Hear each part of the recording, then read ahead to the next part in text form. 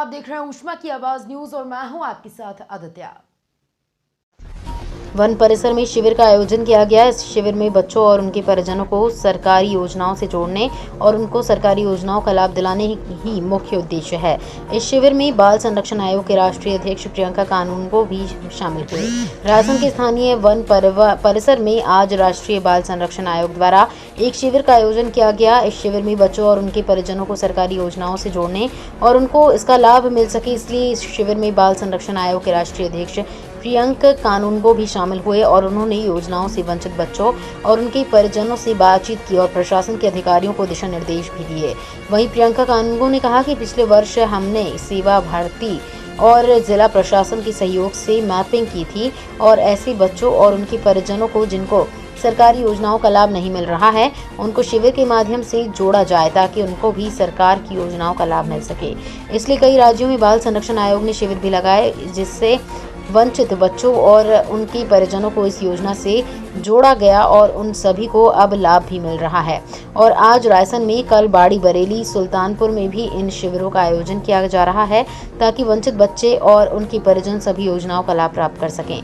वहीं धर्मांतरण के मामले में कहा कि जहां कहीं भी इस प्रकार के मामले निकल कर सामने आए हैं, उन पर तुरंत कार्यवाही की गई है।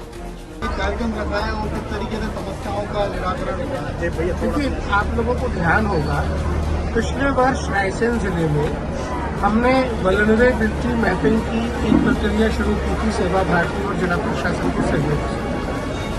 हमारा उद्देश्य था कि ऐसे सभी परिवारों का, ऐसे सभी बच्चों का चिन्हांकन हो सके जो किसी प्रकार की कठिनाई में अपना जीवन यापन कर रहे हैं। ऐसे इंडिकेटर्स राष्ट्रीय बाल आयोग ने देश भर के लिए तैयार किए। हम कई राज्यों में इस प्रकार के सैंपल स्टडीज और फिर कैंप्स लगा के उन परिवारों को सरकार की योजनाओं से जोड़ने का काम करते हैं।